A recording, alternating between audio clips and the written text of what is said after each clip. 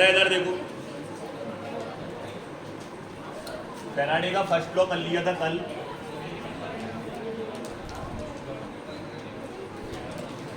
आज हम पढ़ने जा रहे हैं बेटा फैराडे का सेकंड लॉ।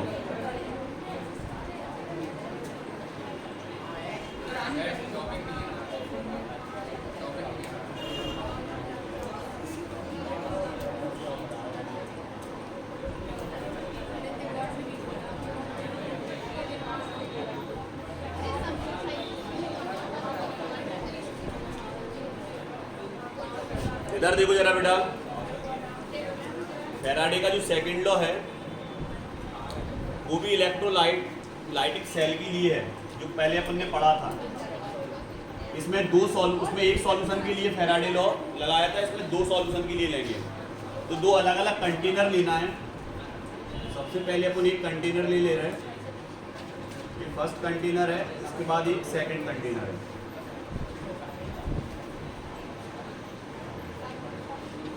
इसमें भी इलेक्ट्रोलाइटिक सॉल्यूशन भरा, चलो लिख दे रहे हैं यहाँ ZnSO4 भरा है। इसमें आपस में बात नहीं करेगा कोई भी।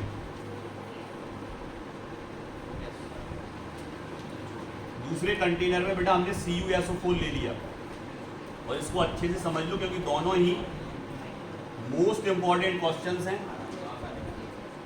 और इस बार के लिए सबसे ज्यादा मोस्ट है फैराडे फर्स्ट और सेकंड। CuSO4 और ZnSO4, इसमें हमने 2 इलेक्ट्रोड ले लिए। ये सेल लेना है पूरा, और यहां भी हमने 2 इलेक्ट्रोड ले लिए, और इन इलेक्ट्रोडों को सीरीज में लगाना है। मतलब इस वाले इलेक्ट्रोड को ये लास्ट वाले इलेक्ट्रोड से कनेक्ट करना है।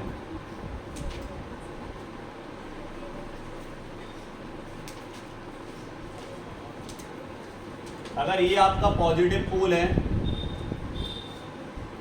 ये आपका नेगेटिव पोल है, तो ये नेगेटिव है, ये पॉजिटिव है। इन दोनों को आपस में कनेक्ट करना है, ये सीरीज में हो गया। अगर ये पॉजिटिव है इसके अकॉर्डिंग ये नेगेटिव होगा,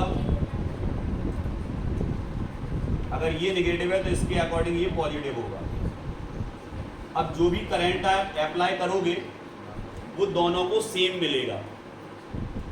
अगर आप 2 वोल्ट का करंट पास कर रहे हैं या 6 वोल्ट का करंट पास कर रहे हैं तो 6 वोल्ट ही इसमें जाएगा और 6 वोल्ट ही इसमें जाएगा, एक सा करंट जाएगा। जितने समय तक आप बैटरी से करंट अप्लाई करोगे दोनों को उतनी समय तक मिलेगा। मतलब अगर हम देखें तो इसमें I का वैल्यू और T का वैल्यू दोनों सेम है, दोनों सेल के लिए, दोनों इलेक्ट्रोलाइटिक सेल के लिए I और T सेम है। अब अगर हम बात करें, डिपोजिशन चालू हो जाएगा। डिपोजिशन तो जानते हो, कल बताया था, सब्सटेंस इन इलेक्ट्रोड्स में जाने लगेगा और डिपोजिशन चालू हो जाएगा। जब तक करंट पास करेंगे तब तक सब्सटेंस डिपॉजिट होगा। उसका अमाउंट किस पे डिपेंड करता है बेटा?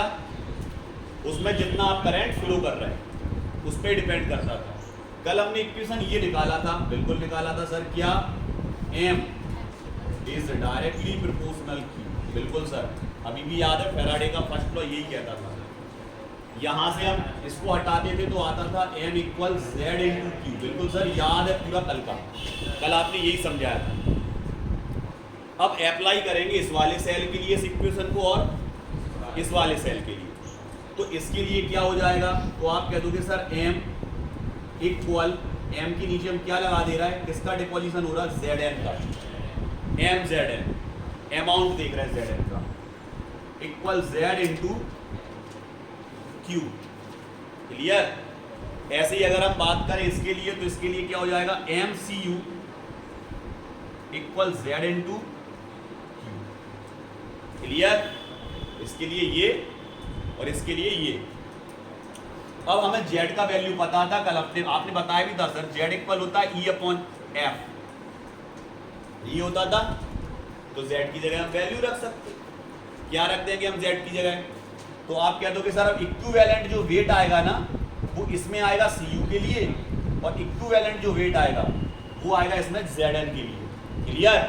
तो हम क्या कर देंगे बेटा, इसको m Zn इक्वल EZn, सही है ना बेटा, इसके लिए equivalent weight upon m Faraday into में क्या आ जाएगा,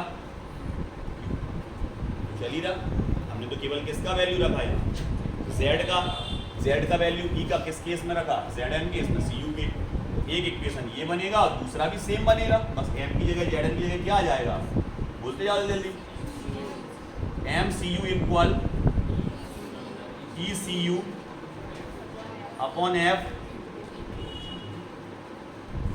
ये आएगा। क्लियर? अब यहाँ पर अगर अपन देखें बेटा तो इसमें देखो फैराडे सेम है, Q सेम है, बिल्कुल सर, ये Q सेम है, FF सेम है, लेकिन ये सेम नहीं है क्योंकि इक्विवेलेंट Cu का है और ये इक्विवेलेंट Zn का है, तो सेम नहीं है, तो सेम चीज कैंसिल कर दे बेटा।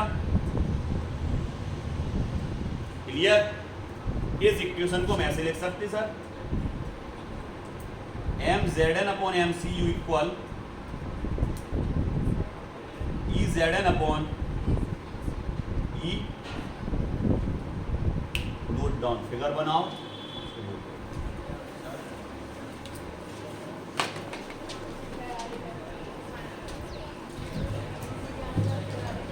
क्या